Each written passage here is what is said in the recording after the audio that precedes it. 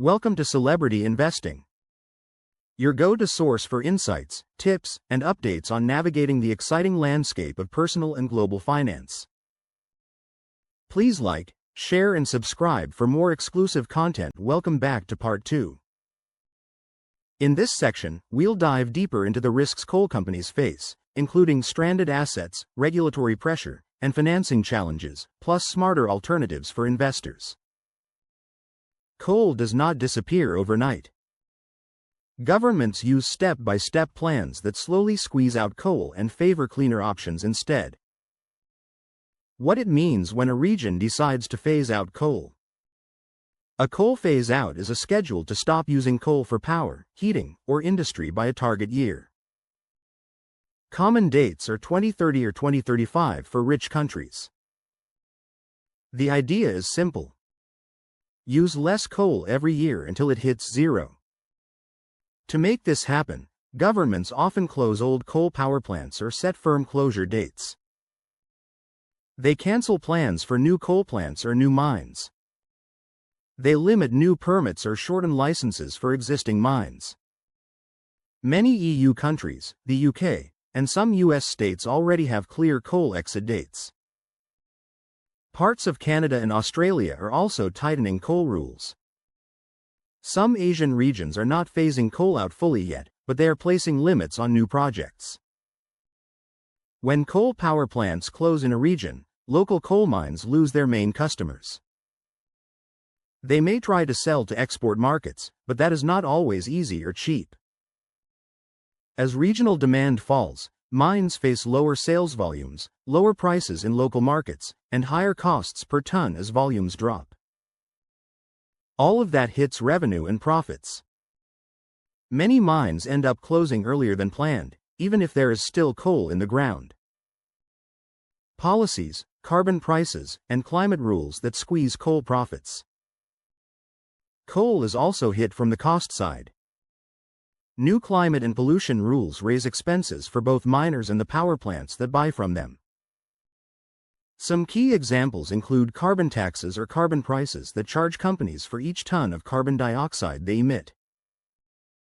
Strict air and water rules that force plants to install filters or scrubbers, which cost money to build and run. Cleanup and land restoration rules that require coal miners to restore land, manage waste, and treat polluted water after a mine closes. These rules can turn a once profitable mine into a low-margin or losing business. The more strict the rules, the slimmer the profit. On top of this, many banks and insurers now limit support for coal. They offer higher interest rates for loans, shorter loan terms, or in some cases, no support at all for new coal projects.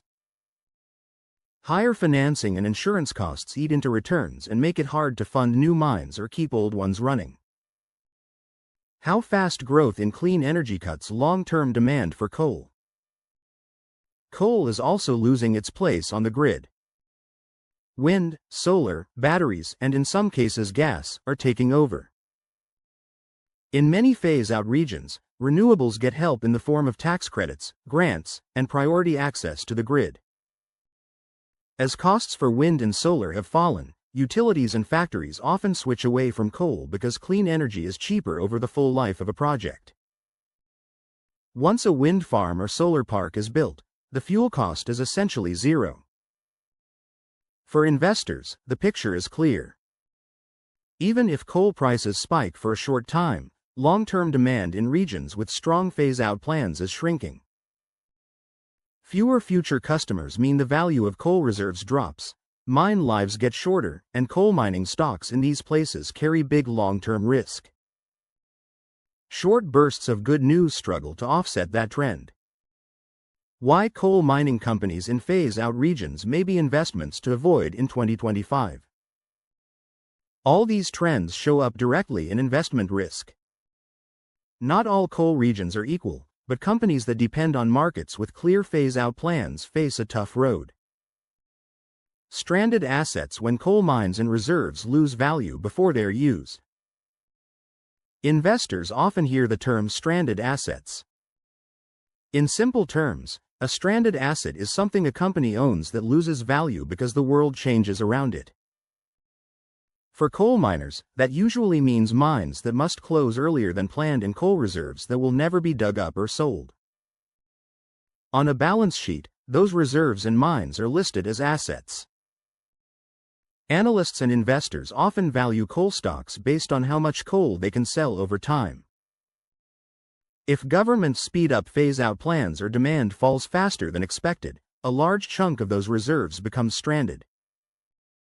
The company has to write down the value of those assets, accept lower future cash flow, and face higher stress in paying back debt. Stranded assets can trigger sharp share price drops, especially for companies with weak balance sheets. Regulatory, legal, and cleanup risks that can surprise investors. Thank you for watching Part 2. Stay tuned and continue to watch our videos to gain valuable insights into the world of finance. Subscribe, like, and share to continue your journey to financial success.